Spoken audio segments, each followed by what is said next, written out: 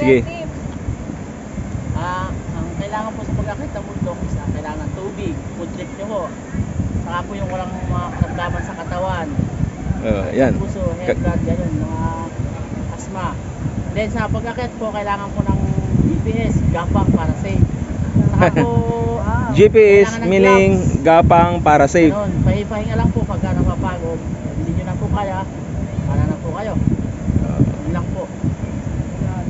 Papasalamat po na ako kay Kuya Marlowin po. Marlowinson. Ay, Mendoza. Marlowin. Sa pag-tour guide niya sa amin simula Big Heart, Mount Daraitan hanggang dito sa Tinipak River. Siya rin ang kumuha ng magagandang videos and picture po namin.